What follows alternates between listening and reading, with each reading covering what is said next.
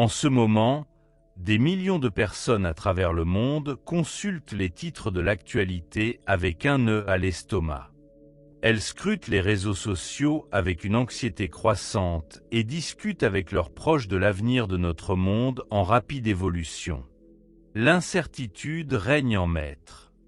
Cependant, les bouleversements mondiaux n'ont pas à perturber votre expérience personnelle. Ce n'est pas un vœu pieux, mais un fait neurologique et psychologique soutenu par des décennies de recherche. Vous êtes-vous déjà demandé pourquoi certains s'effondrent sous la pression, tandis que d'autres trouvent une force inattendue? Pourquoi certains ne voient que des problèmes là, où d'autres découvrent des solutions? La réponse ne réside ni dans la chance, ni dans la génétique.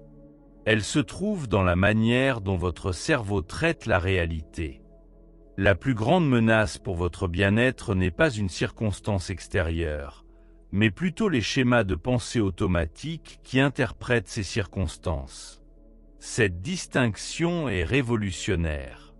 Si ce message vous parle, prenez une seconde pour cliquer sur le bouton « J'aime » et vous abonner à la chaîne. Si vous êtes prêt à vous libérer de la programmation mentale qui a limité votre expérience, tapez « Je choisis ma réalité » dans les commentaires. Cette simple déclaration signale à votre cerveau que vous faites un choix conscient de voir au-delà de ce que la plupart des gens ne verront jamais. Il suffit de regarder autour de vous. Chaque jour, nous sommes bombardés de prédictions d'effondrement économique, de bouleversements politiques, de dangers environnementaux et de perturbations technologiques. Pour beaucoup, ces messages déclenchent une réaction de stress immédiate, réduisant l'attention aux menaces et aux dangers, tout en manquant les opportunités et les possibilités qui existent simultanément. La vérité est que les événements eux-mêmes sont neutres. Ils ne prennent de sens que par votre interprétation, et vos interprétations sont façonnées par des programmes mentaux qui s'exécutent en dessous de votre conscience. Ces programmes, vous ne les avez pas choisis, mais vous les avez hérités de l'évolution, de l'enfance, de la culture et des médias de masse. Dans les prochaines minutes, nous allons explorer exactement comment ces programmes mentaux fonctionnent, pourquoi ils maintiennent la plupart des gens piégés dans la peur et la limitation, et surtout, les étapes précises pour les reprogrammer pour l'autonomisation au lieu de la victimisation. Ce n'est pas une théorie abstraite, c'est une connaissance pratique qui transforme la façon dont vous naviguez dans tous les aspects de la vie. Êtes-vous prêt à dépasser ce que la plupart des gens ne comprennent jamais de la vraie nature de la réalité? Votre cerveau n'a pas été conçu pour le bonheur. Il a été conçu pour la survie. Ce simple fait explique plus de choses sur la souffrance humaine que presque tout le reste.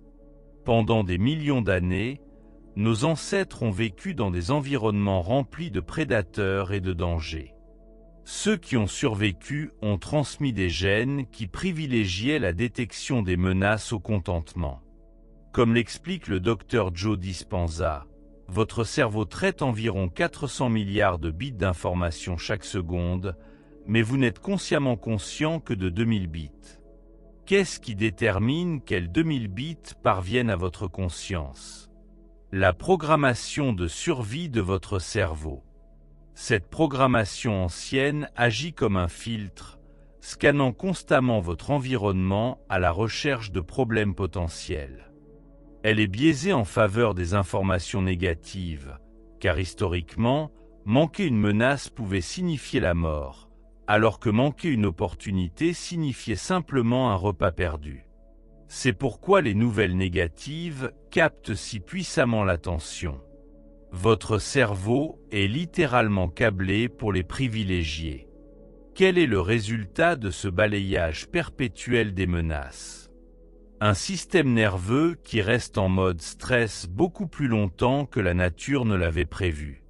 Votre corps produit des hormones de stress comme le cortisol et l'adrénaline, qui sont parfaites pour les situations de survie à court terme, mais toxiques lorsqu'elles sont libérées en continu.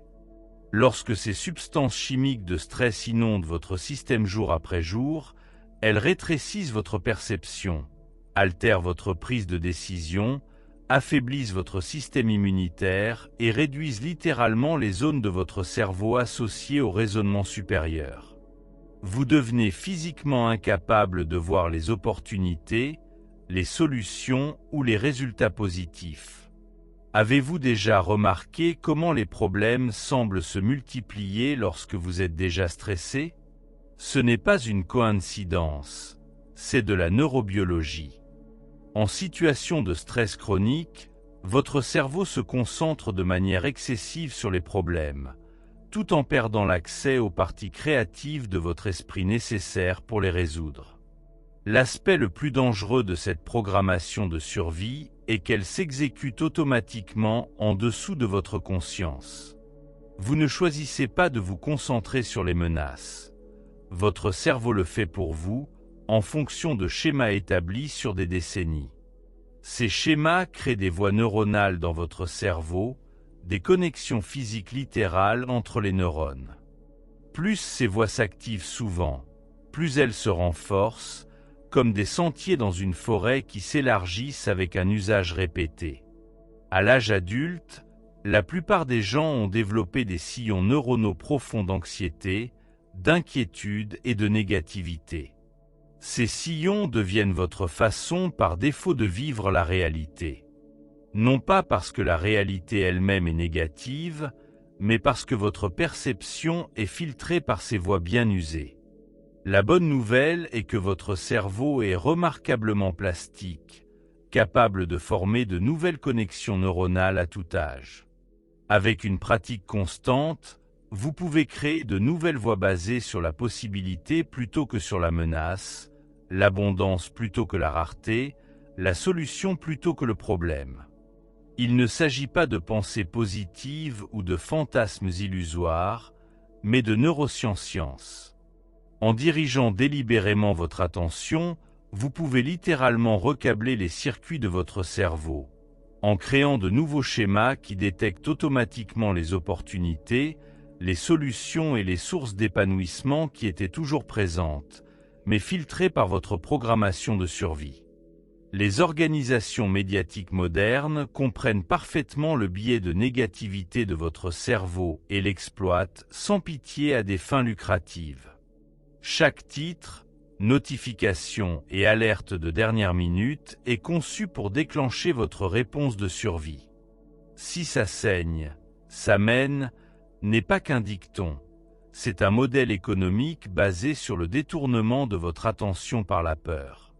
La personne moyenne consomme plusieurs heures d'informations et de médias sociaux par jour. Pendant ce temps, votre cerveau est programmé pour percevoir le monde comme de plus en plus dangereux, instable et menaçant. Quelles que soient les statistiques réelles sur le progrès humain et la qualité de vie, cette exposition constante aux catastrophes, aux conflits et aux crises crée ce que les psychologues appellent le syndrome du monde méchant. La perception que le monde est beaucoup plus dangereux que ne le suggèrent les preuves objectives. Lorsqu'on les interroge, la plupart des gens surestiment considérablement les taux de violence, de maladie et de pauvreté, tout en sous-estimant les tendances positives en matière de longévité, d'éducation et de solutions technologiques. Pourquoi est-ce important? Parce que votre perception devient votre réalité. Lorsque votre esprit est programmé pour s'attendre au danger, vous en trouverez des preuves partout, tout en devenant aveugle aux preuves qui contredisent cette attente. Ce que la plupart des gens ne réalisent pas, c'est que l'attention est une ressource limitée, peut-être la plus précieuse. Tout ce qui capte votre attention façonne vos voies neuronales. En permettant aux entreprises médiatiques de détourner votre attention par la peur, vous externalisez la programmation de votre cerveau à des entreprises dont le but premier est de vous maintenir collé à leur contenu et non de vous aider à vous épanouir. Les effets s'étendent bien au-delà de la psychologie individuelle. Lorsque des millions de personnes se concentrent simultanément sur les mêmes peurs, une sorte d'anxiété collective émerge. Vous pouvez ressentir cette énergie dans les conversations, dans les espaces publics, même dans l'atmosphère de certains environnements. Ce champ collectif influence les esprits individuels de manière subtile mais puissante. Avez-vous déjà remarqué à quelle vitesse votre humeur et votre perception peuvent changer en fonction des personnes avec lesquelles vous passez du temps ou des médias que vous consommez? C'est le pouvoir de la conscience collective, une force aussi réelle que la gravité, mais largement invisible pour ceux qui sont influencés par elle. Le plus préoccupant est la façon dont cette peur collective rétrécit le sens des possibilités de la société. Des solutions à nos plus grands problèmes existent dès maintenant. Mais elles restent non découvertes ou non développées parce que l'attention collective reste bloquée sur les problèmes plutôt que sur les possibilités. La plus grande tromperie de notre époque est l'illusion que vous n'avez pas le choix de ce sur quoi vous vous concentrez. La vérité est que bien que vous ne puissiez pas contrôler ce qui se passe dans le monde, vous conservez une souveraineté absolue sur votre attention si vous choisissez de l'exercer. Cela ne signifie pas ignorer les problèmes ou se déconnecter de l'actualité. Cela signifie consommer l'information de manière stratégique plutôt que passive. Cela signifie se demander, cette information est-elle exploitable ? Élargit-elle ou réduit-elle mon sens des possibilités? Me donne-t-elle du pouvoir ou m'en prive-t-elle? En reprenant le contrôle de votre attention, vous commencez à percevoir une réalité différente. Non pas parce que la réalité elle-même a changé, mais parce que vous accédez à des dimensions de celle-ci qui étaient auparavant filtrées par votre perception programmée par la peur. L'une des découvertes les plus révolutionnaires des neurosciences modernes est qu'il n'existe pas de réalité objective, du moins pas telle que nous la vivons. Votre cerveau n'enregistre pas passivement le monde comme une caméra. Il construit activement votre expérience à partir de fragments d'informations sensorielles, comblant d'énormes lacunes avec des attentes, des croyances et des expériences passées. Cette construction se fait si naturellement que vous ne la remarquez jamais. Vous supposez simplement que ce que vous percevez est ce qui existe, mais cette hypothèse est fondamentalement erronée. Considérez la couleur. Vous voyez un monde rempli de couleurs vives, mais dans la réalité physique, il n'y a que différentes longueurs d'onde de lumière. La couleur existe dans votre perception, pas dans le monde lui-même. Il en va de même pour tout ce que vous vivez, des émotions aux relations en passant par le succès et l'échec. Ce n'est pas de la philosophie abstraite, c'est de la neuroscience pratique avec de profondes implications pour votre vie. Si votre cerveau construit votre réalité en fonction de ce qu'il s'attend à trouver, alors changer vos attentes change littéralement la réalité que vous vivez.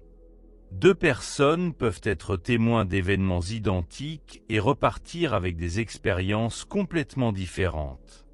Non pas parce qu'une personne a raison et l'autre tort, mais parce que chaque cerveau construit la réalité selon sa programmation unique.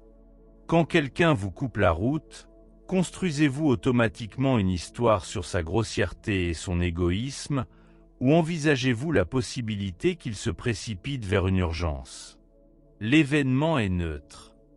Votre interprétation crée votre expérience de celui-ci. La question qui change tout est la suivante. Si vous construisez votre réalité de toute façon, pourquoi ne pas en construire une qui serve votre bien-être et vos aspirations, plutôt qu'une qui confirme vos peurs et vos limites? La plupart des gens ne posent jamais cette question. Ils acceptent passivement la réalité que leur cerveau programmé construit pour eux, sans jamais réaliser qu'ils ont le pouvoir d'intervenir dans ce processus de construction. Il ne s'agit pas de nier les faits ou de vivre dans un fantasme. Il s'agit de reconnaître qu'entre un événement et votre réponse à celui-ci se trouve un espace où vous pouvez choisir votre interprétation. Cet espace, aussi petit qu'il puisse paraître, contient l'essence de la liberté humaine. En prenant conscience de la façon dont votre cerveau construit la réalité et en apprenant à intervenir dans ce processus, vous accédez à des dimensions de l'expérience dont la plupart des gens ne réalisent jamais l'existence. Vous commencez à voir des opportunités là où d'autres ne voient que des obstacles, des connexions là où d'autres ne voient que de la séparation, l'abondance là où d'autres ne voient que la rareté. La vérité inconfortable est que la majorité des gens vivent dans des schémas de pensée et de comportement qui produisent des résultats médiocres au mieux et une souffrance intense au pire. Suivre la foule, faire ce que tout le monde fait, est une recette pour créer exactement ce que tout le monde a créé. Des résultats extraordinaires exigent une pensée extraordinaire. Pourtant, notre nature sociale nous rend remarquablement résistants à la pensée différente. Dès la plus tendre enfance, nous sommes récompensés pour la conformité et punis pour la déviation. Cette programmation est si profonde que le fait de rompre avec les schémas de pensée collectifs déclenche un véritable malaise et une véritable peur. Lorsque vous commencez à remettre en question les récits dominants sur le succès, le bonheur, la sécurité ou le but, vous pouvez ressentir une résistance interne si forte qu'elle donne l'impression que votre survie même est menacée. En termes d'évolution, être rejeté de la tribu signifiait souvent la mort. Votre cerveau porte encore cette programmation, générant de la peur lorsque vous envisagez de rompre avec les croyances collectives. Les personnes qui ont transformé l'histoire de l'humanité, d'Einstein à Gandhi, de Marie Curie à Martin Luther King Jr. partagent tout un trait essentiel: le courage de penser au-delà des limites de la conscience collective. Elles ont enduré le ridicule, le rejet et parfois la persécution parce qu'elles voyaient des possibilités que d'autres ne pouvaient ou ne voulaient pas voir. Le monde d'aujourd'hui a désespérément besoin de plus de ce courage. Les défis auxquels nous sommes confrontés collectivement ne peuvent être résolus avec la même pensée qui les a créés. Quelqu'un doit être prêt à rompre avec les schémas dépassés et à explorer de nouvelles possibilités. Ce qui arrête la plupart des gens, ce n'est pas le manque de capacité, mais le manque de courage. Il faut un courage énorme pour faire confiance à sa propre perception quand elle est en conflit avec ce que tout le monde autour de vous croit. Il faut du courage pour suivre son propre chemin lorsque la famille, les amis et la société vous poussent vers la convention. Avez-vous déjà eu une intuition ou une idée qui contredisait la sagesse conventionnelle, pour ensuite la rejeter parce que ce n'est pas comme ça que ça se fait? Ces moments de perception originale sont précieux. Ce sont des aperçus de la réalité non filtrés par la programmation collective. Le chemin vers des résultats extraordinaires commence en vous donnant la permission de penser différemment, de remettre en question les hypothèses que les autres tiennent pour acquises, de considérer les possibilités que les autres rejettent, de suivre les idées que les autres ignorent. Il ne s'agit pas d'être un opposant pour le plaisir. Il s'agit de reconnaître que la véritable innovation, l'épanouissement et la contribution proviennent de l'accès à des dimensions de votre intelligence qui s'étendent au-delà de la pensée collective. Le monde n'a pas besoin de plus de suiveurs. Il a besoin de pionniers prêts à explorer au-delà des limites de la perception actuelle, d'individus assez courageux pour penser ce qui n'a pas été pensé et créer ce qui n'a pas été créé. Deux lois fondamentales régissent votre expérience de la réalité, mais la plupart des gens ignorent leur pouvoir. Comme le Dr Joe Dispenza l'a démontré à travers son travail avec des milliers de personnes dans le monde, la compréhension de ces lois peut transformer votre vie avec une rapidité remarquable. La première est la loi de la concentration. Ce sur quoi vous vous concentrez prend de l'ampleur. Il ne s'agit pas d'un vœu pieux, mais de la façon dont fonctionne le système réticulaire activateur de votre cerveau. Ce mécanisme de filtrage dans votre cerveau détermine quelles informations de votre environnement atteignent votre conscience, en fonction de ce sur quoi vous vous concentrez constamment. Lorsque vous vous concentrez sur les problèmes, votre cerveau devient extrêmement attentif à la recherche d'autres problèmes. Lorsque vous vous concentrez sur les opportunités, votre cerveau devient tout aussi habile à détecter les possibilités. Cela se produit automatiquement en dessous du niveau du choix conscient, à moins que vous n'interveniez délibérément. La question qui transforme tout: que êtes-vous en train de programmer votre cerveau à détecter grâce à votre concentration habituelle? La plupart des gens programment inconsciemment leur cerveau pour qu'il recherche les menaces, les insuffisances et les preuves qui renforcent leurs limitations. Ils se concentrent sur ce qui ne va pas, ce qui manque, ce qui pourrait mal tourner, sans jamais réaliser que cette concentration crée littéralement la réalité qu'ils vivent. Le deuxième principe est la loi de la résistance. Ce à quoi vous résistez persiste. Lorsque vous luttez contre des circonstances ou des émotions indésirables, vous les renforcez paradoxalement. Cela se produit parce que la résistance exige de la concentration, et la concentration alimente en énergie tout ce sur quoi vous vous concentrez, même lorsque cette concentration est négative. Cela explique pourquoi les personnes qui sont obsédées par le fait d'éviter l'échec échouent souvent. Pourquoi celles qui essaient désespérément d'éviter le rejet en font souvent l'expérience à plusieurs reprises. Et pourquoi la lutte contre les émotions indésirables les intensifie souvent au lieu de les résoudre? L'alternative à la résistance n'est pas la résignation ou l'acceptation passive. C'est la transformation par un changement de concentration.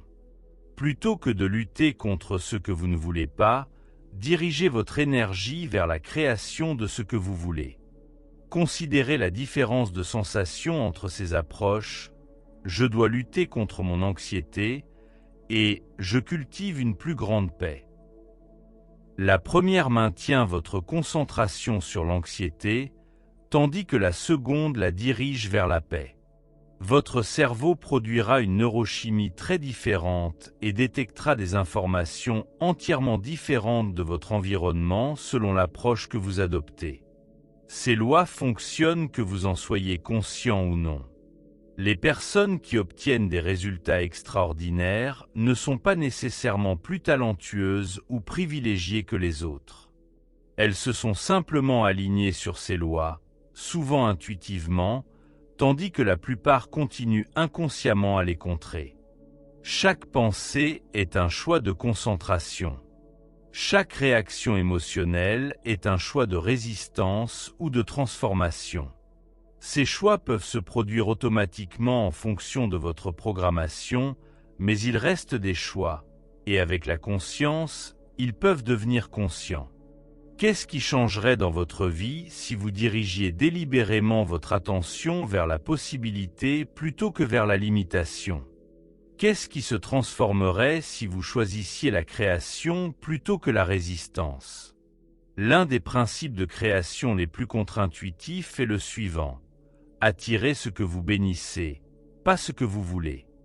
La plupart des gens ont appris que vouloir quelque chose assez fort les aidera à l'atteindre. Mais vouloir contient souvent une énergie de manque, une concentration sur l'absence de ce que vous désirez plutôt que sur sa présence. Lorsque vous voyez quelqu'un qui a ce que vous voulez, qu'il s'agisse d'abondance financière, d'une santé éclatante, d'une relation amoureuse ou d'un succès créatif, quelle est votre réaction interne immédiate? Pour beaucoup, c'est une combinaison d'envie, de ressentiment et de jugement personnel. Pourquoi eux et pas moi? Ils ne le méritent pas. Je n'aurai jamais ça. Cette réaction semble naturelle, mais elle crée une contradiction énergétique. Vous voulez quelque chose tout en le repoussant simultanément par votre réponse émotionnelle, en le voyant se manifester pour les autres. Que se passerait-il si, au lieu de l'envie, vous répondiez par une célébration sincère? Et si vous pouviez sincèrement bénir le succès, la santé ou le bonheur des autres sans vous sentir diminué par cela? Ce changement d'orientation aligne votre énergie avec ce que vous souhaitez vivre. Il vous fait passer de la conscience du manque à la conscience de l'abondance. Lorsque vous pouvez sincèrement célébrer le succès des autres, vous déclarez à votre subconscient « c'est possible, de bonnes choses arrivent ». L'abondance coule.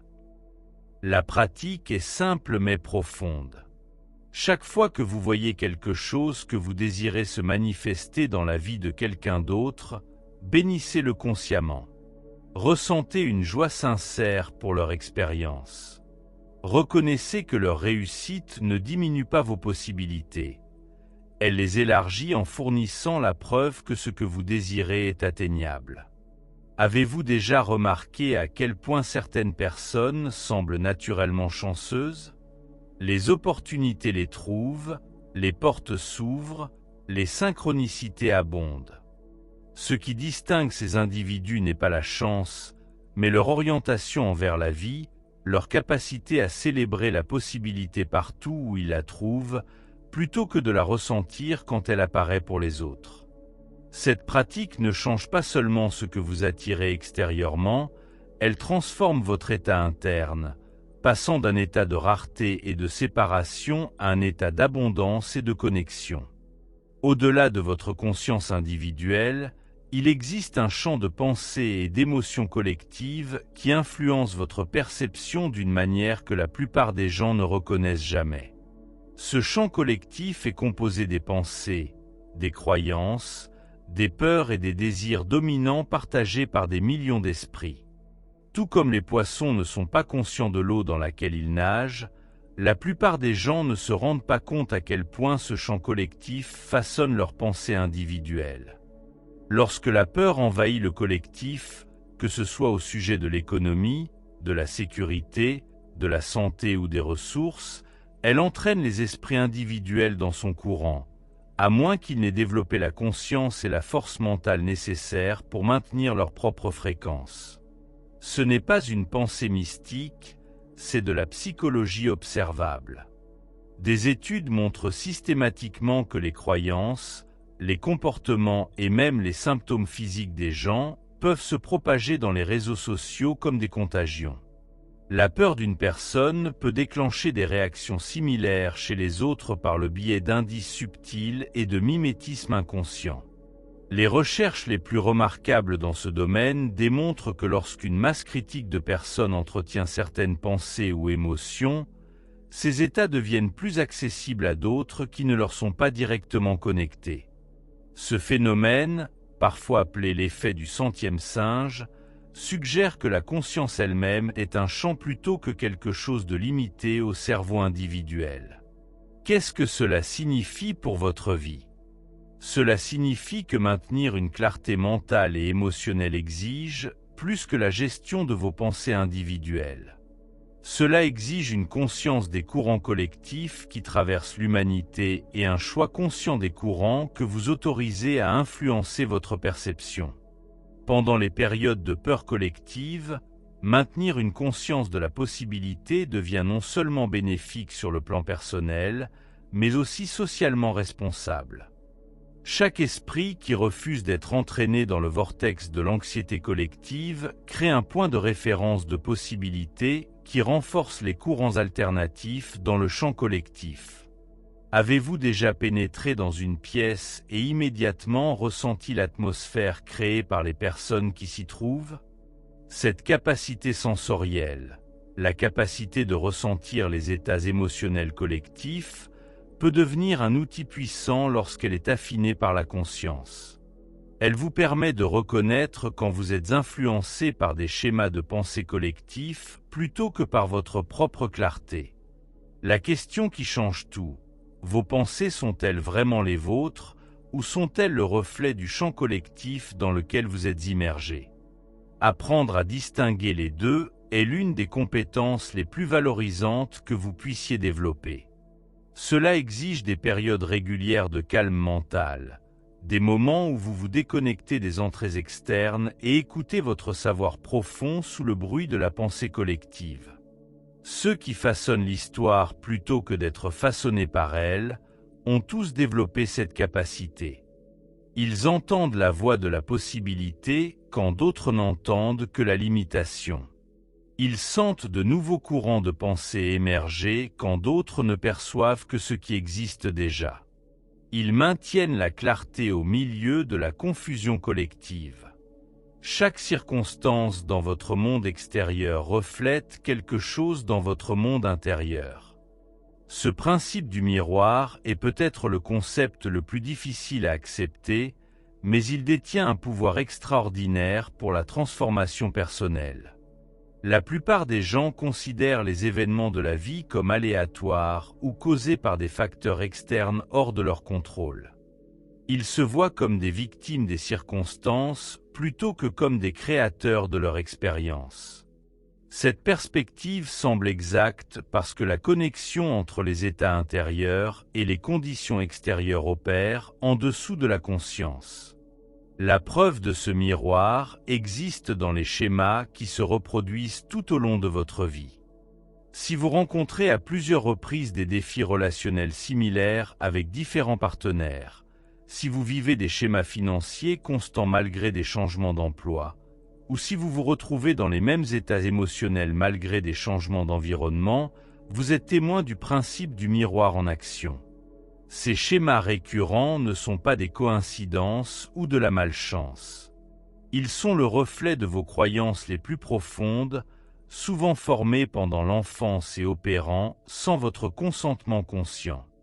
Ils persistent non pas parce que le monde conspire contre vous, mais parce que ces croyances se projettent continuellement vers l'extérieur, organisant votre perception et votre comportement de manière à recréer des scénarios familiers.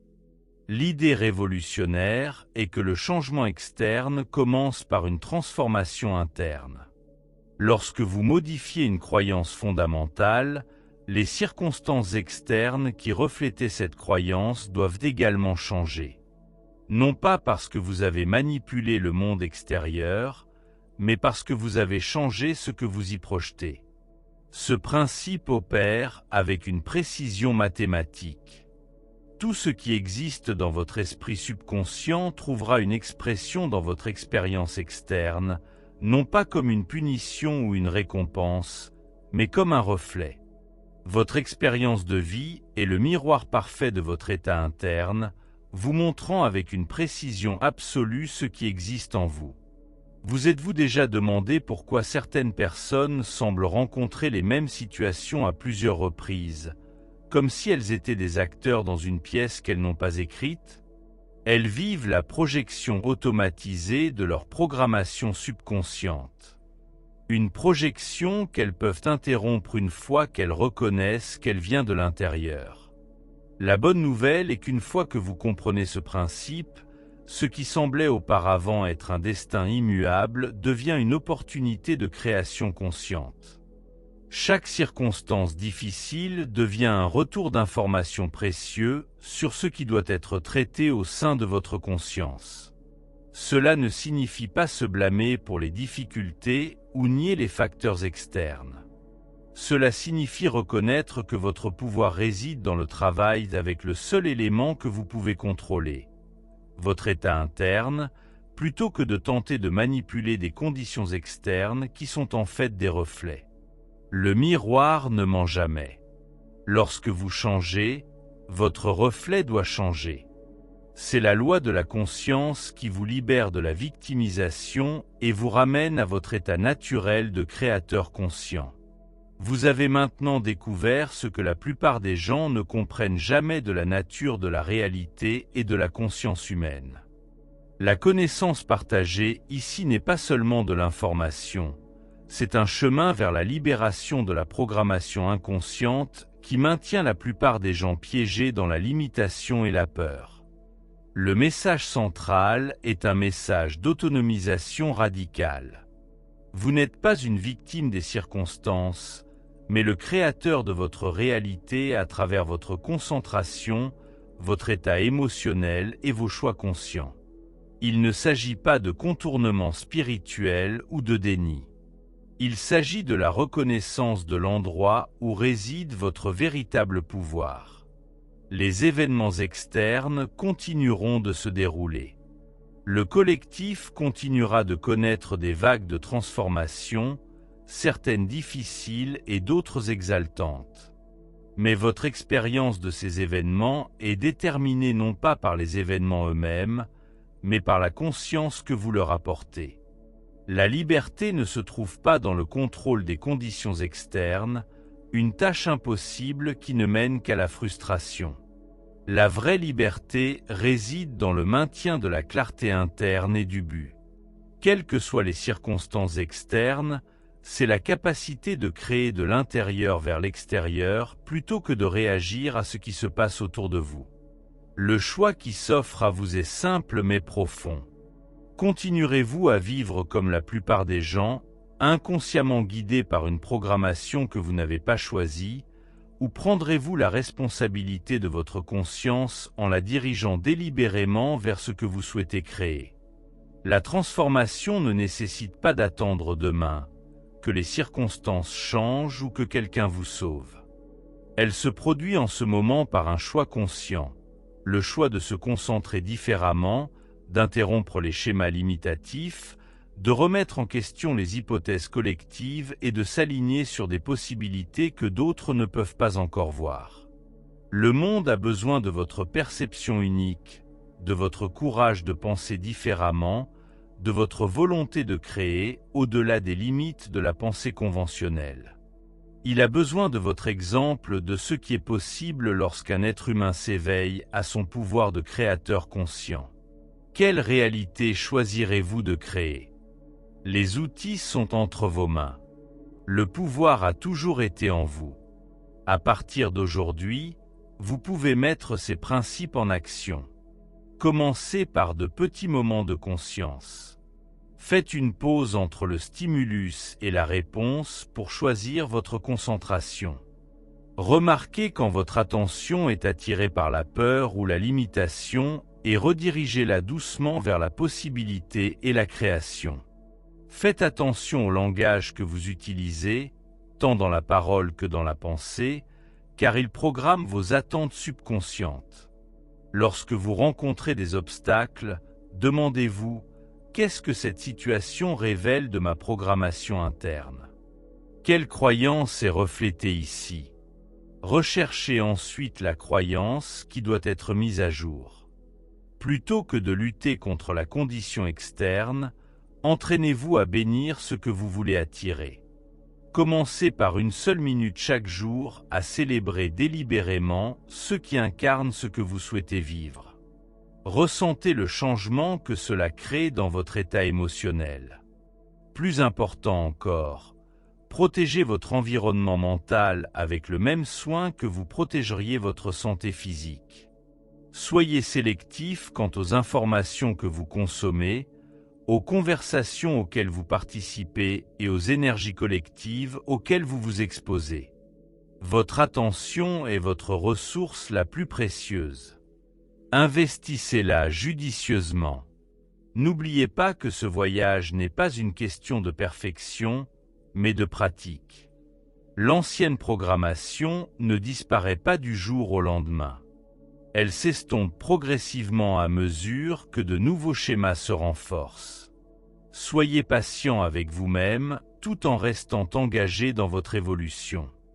En appliquant ces principes de manière cohérente, vous commencerez à expérimenter ce que peu d'humains font: l'exaltation de la création consciente, la paix de la liberté intérieure et la joie de vivre à partir de la possibilité plutôt que de la peur. Vous deviendrez un phare dans les moments d'obscurité collective, montrant aux autres par votre exemple qu'une autre façon de vivre la réalité est possible. Êtes-vous prêt à commencer? Le prochain moment de votre vie, chaque moment après, est une nouvelle occasion de choisir. Votre nouvelle réalité vous attend.